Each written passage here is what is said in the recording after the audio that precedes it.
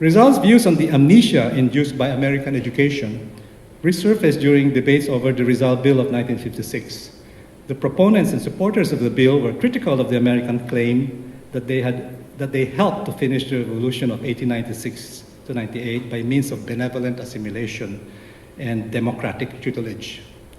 Opponents of the Rizal Bill, on the other hand, argued that the Filipino-American forces that fought and died while resisting Japanese occupation did not need to be inspired by Rizal. The Filipino-American struggle against Japan produced its own heroes and martyrs, and so there was no need to connect them with the heroes of 1896. For example, Senator Decoroso Rosales bemoaned the fact that the Rizal Bill was only dividing Filipinos who had been united in the fight against Japan.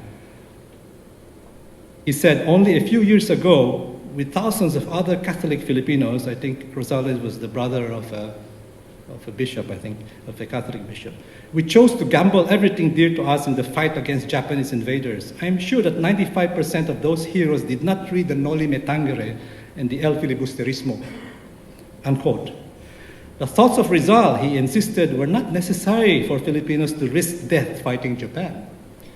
The broader implication of Rosales' statement is that if the struggle against Japan is held up as the greatest moment of Filipino unity and patriotism, it must acknowledge America as friend and ally in the struggle. The Rizal Bill was seen as undermining the notions of Filipino-American partnership in struggles for liberation.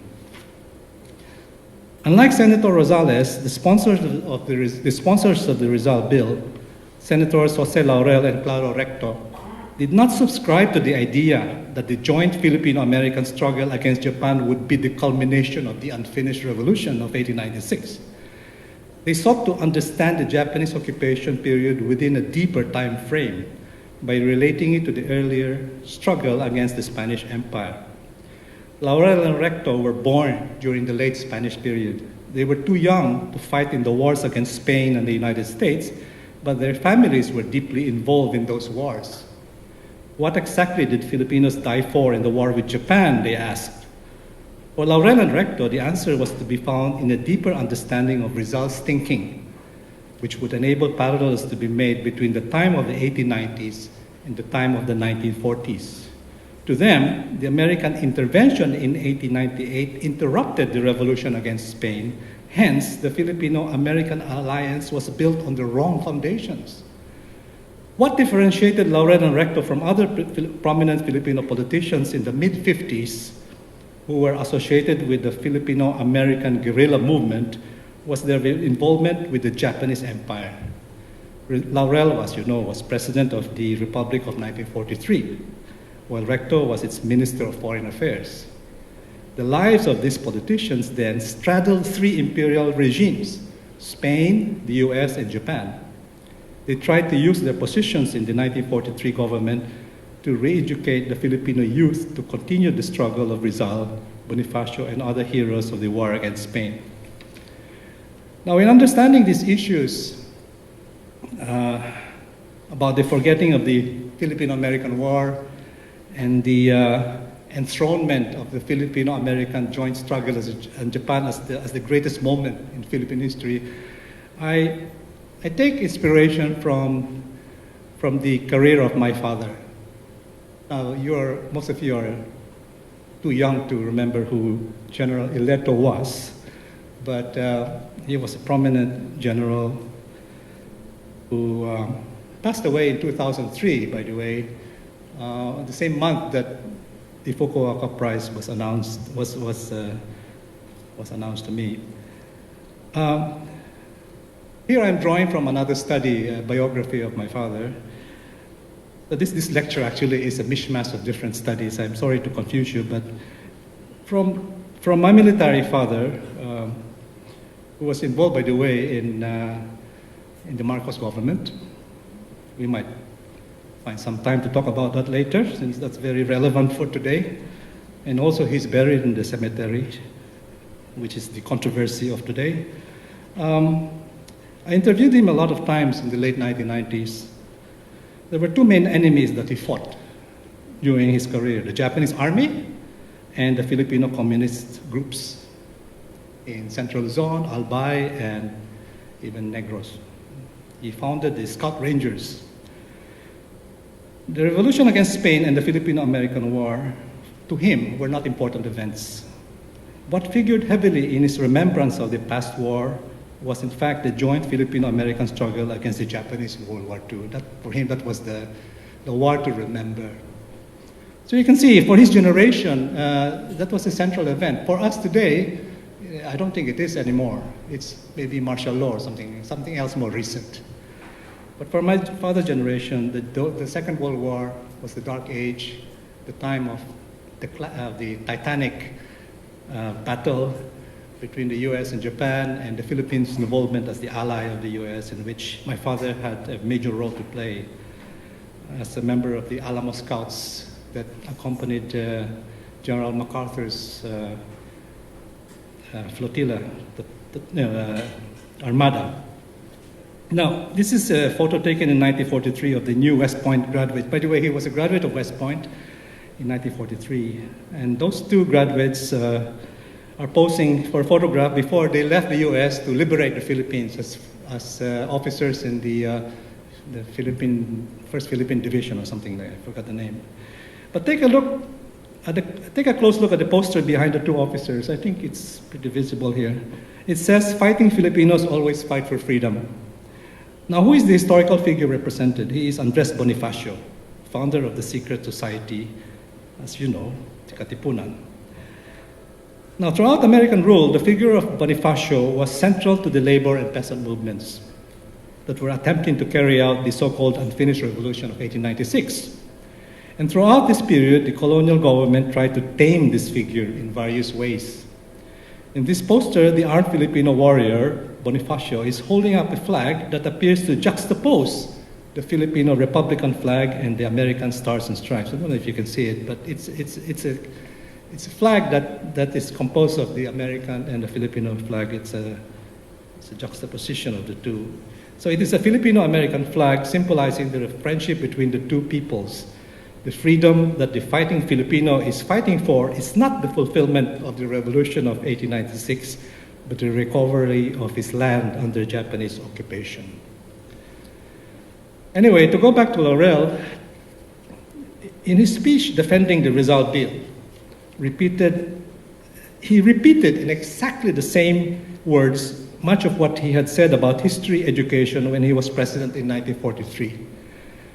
So really, the Rizal Bill was really bringing to the forefront the debate about history that started in 1943, or maybe even earlier during the Quezon Commonwealth period. But he said, today, more than at any period of our history, and this is in 1956, but he's repeating what he said in 1943, there is a need for a rededication to the ideals of freedom and nationalism for which our heroes, from Dagohoy and Lapu-Lapu to Rizal, Del Pilar, Bonifacio, and Mabini, lived and died.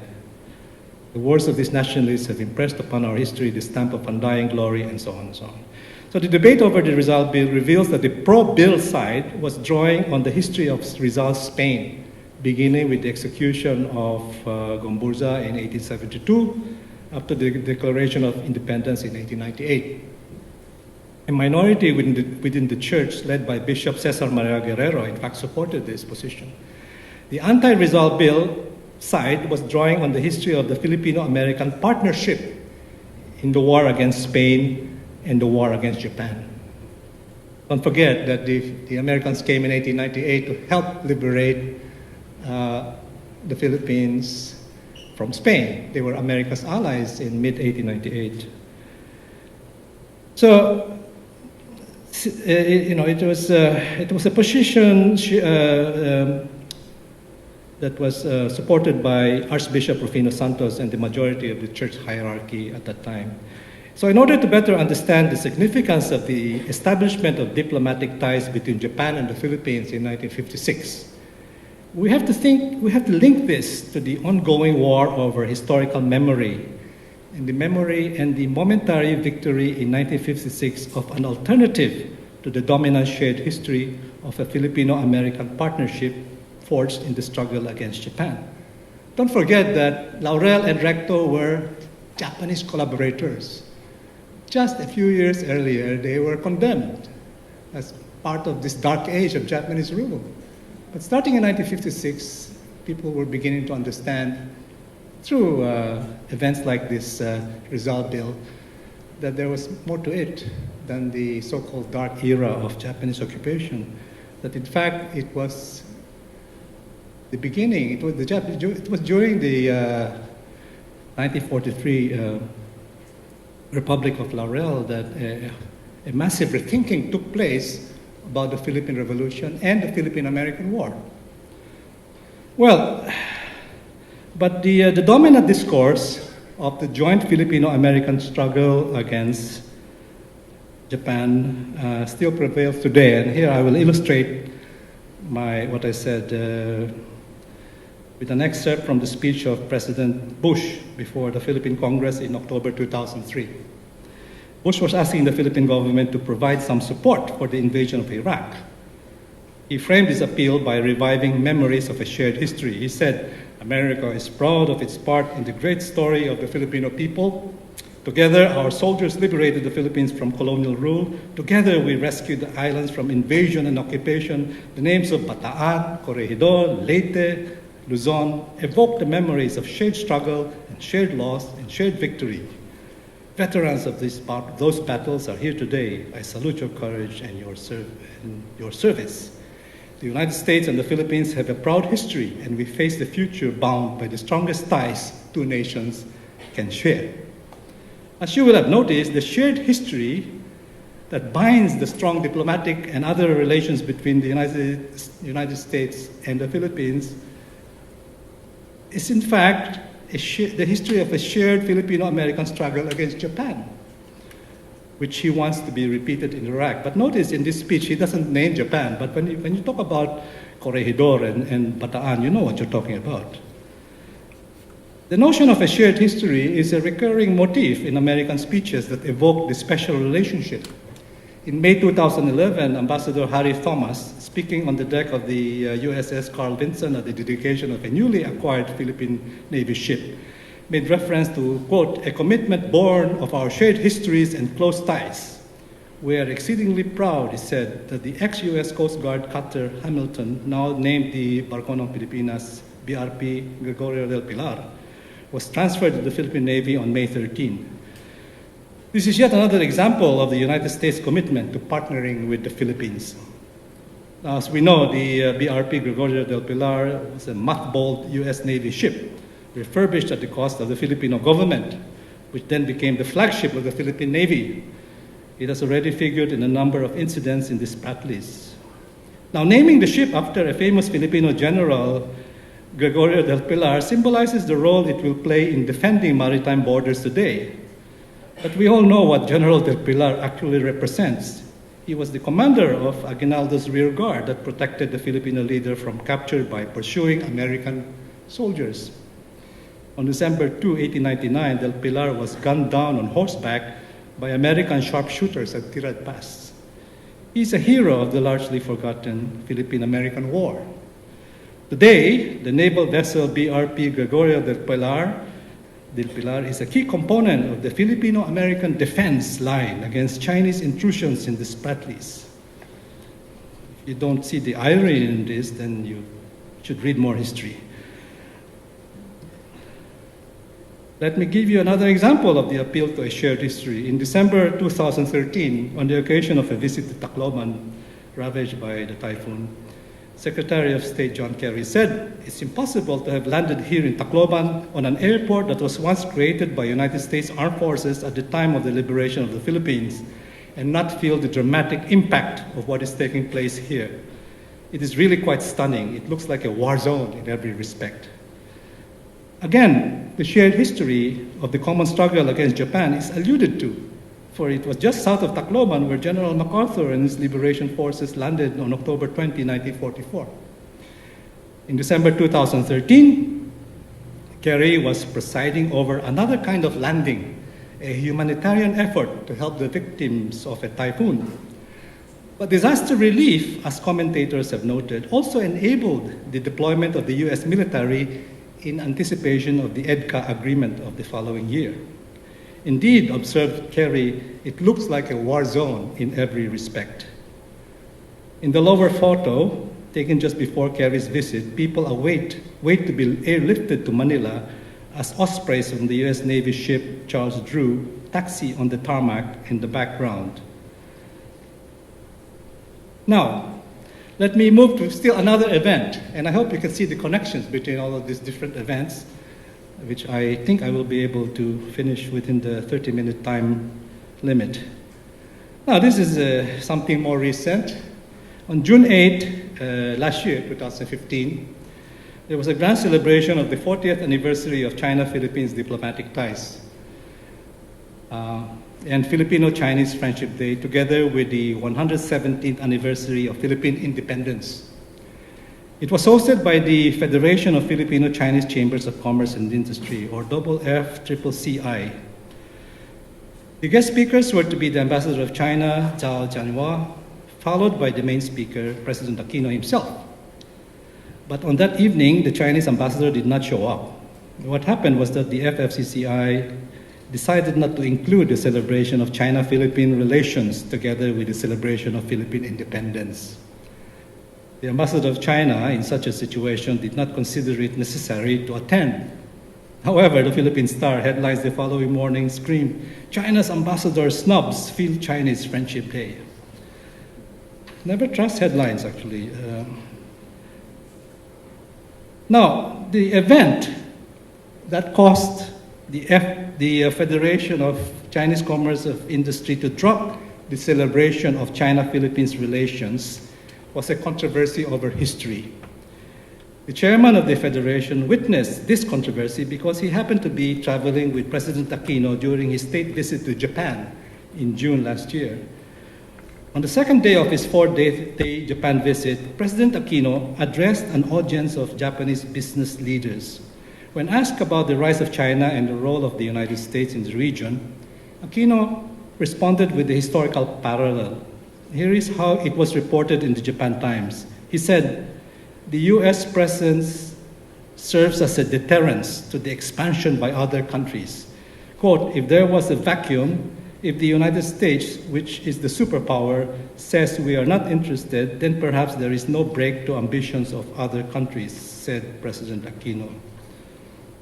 If somebody said stop to Hitler at that point in time, or to Germany at that time, we would have avoided World War II.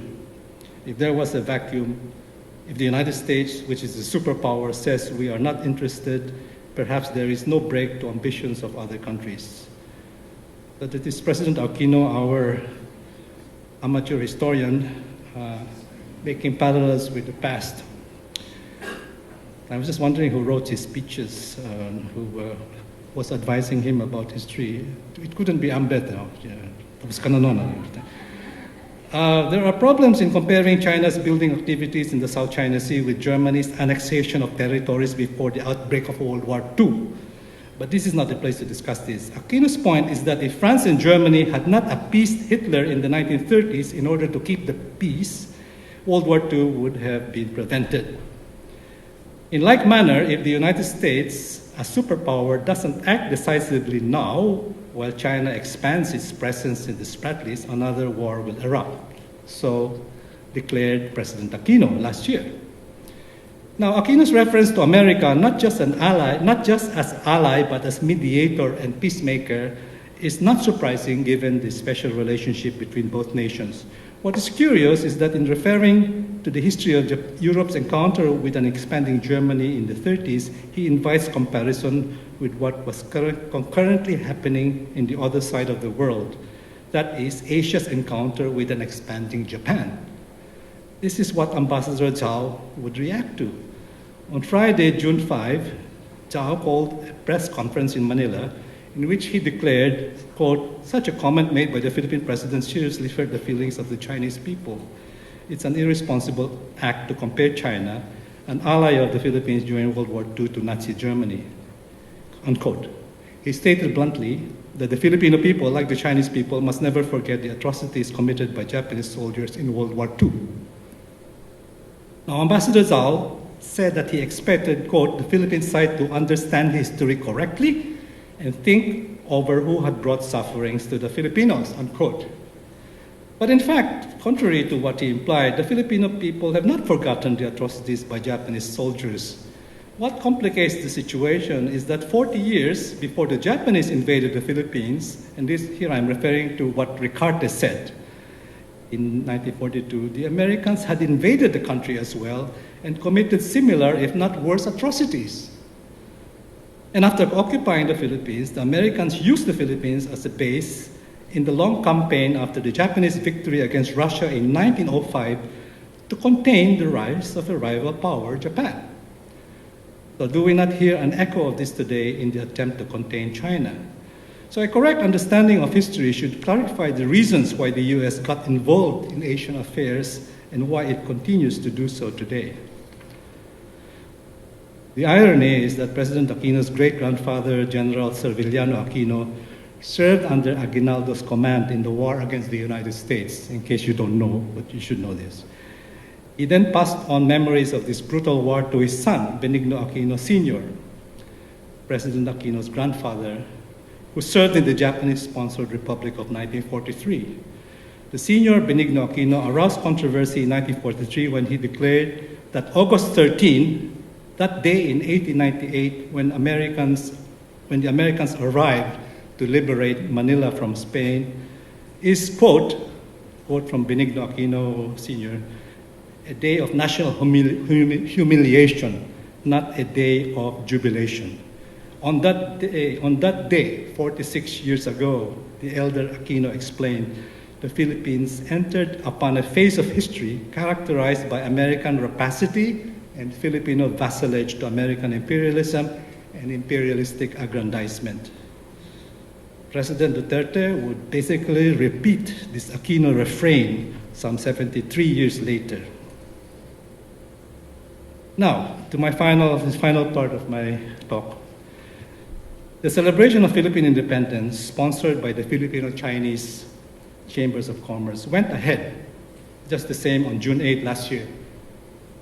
With tensions steeply rising over the Spratlys, Aquino was bound to comment on it in his speech. Well, the speech began with extensive reflections on the photograph of Sun Yat-sen and Mariano Ponce.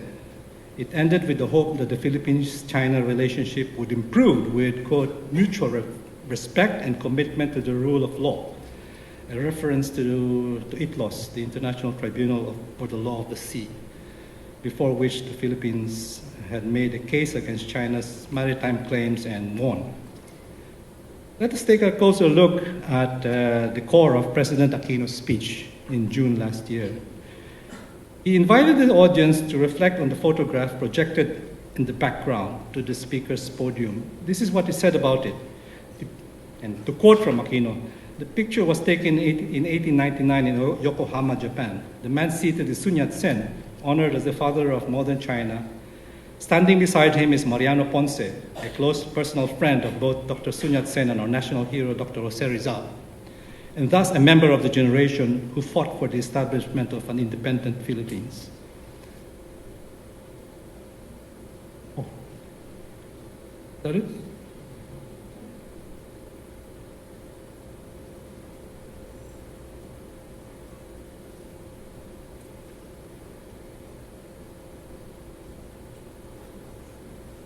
Gone.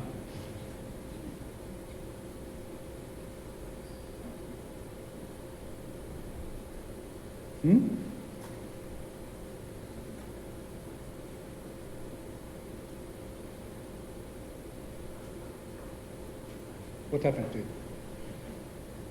Oh, well, never mind. Just keep the... I just want a picture of Ponce and Sun Yat-sen. Never mind the others. To continue, let me just continue from President Aquino's speech last year. He said, in 1898, a year before this photograph was taken, we Filipinos proclaimed our independence in Cavite. In 1911, Sun Yat-sen overthrew the oppressive Qing dynasty. Both these men were spurred to action by the principles of freedom and equality and desire for progress, peace, and stability for their countrymen.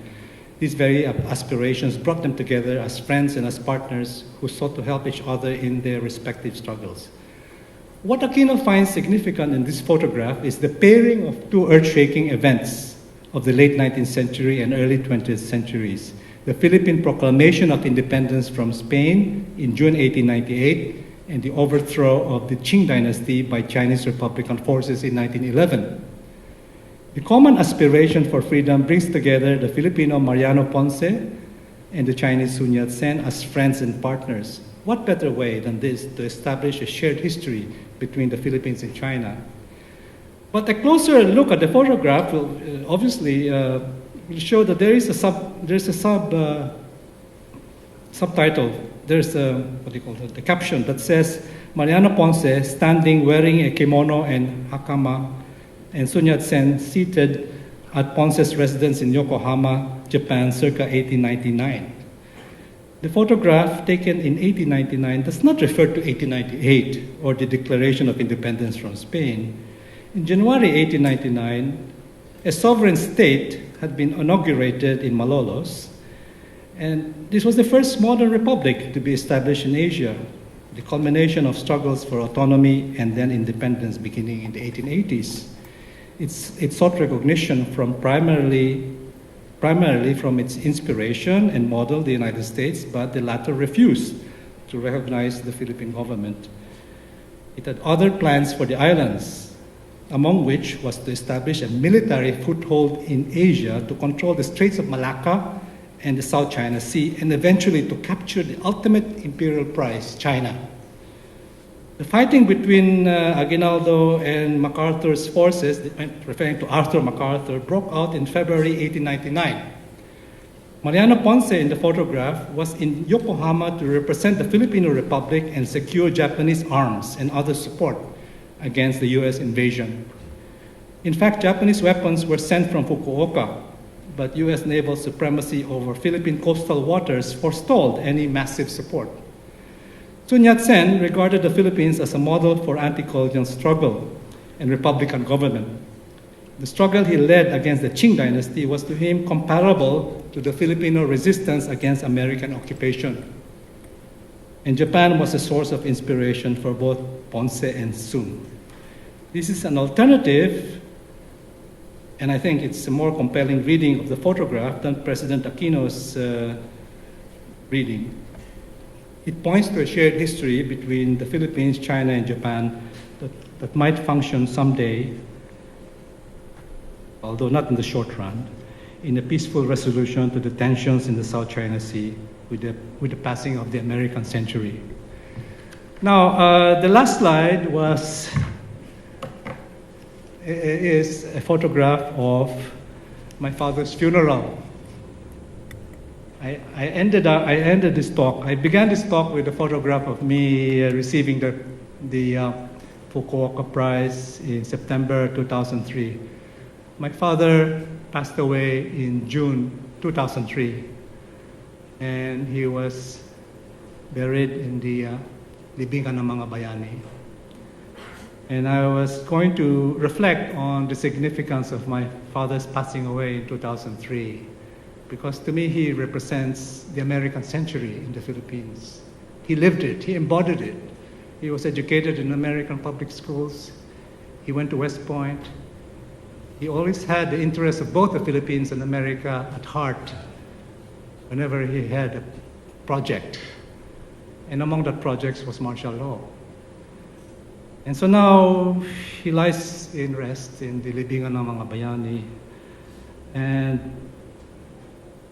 one day when I finish another one of my many unfinished books, and this one is a biography of my father, I will try to show the connection between Philippine-Japanese relations and his career.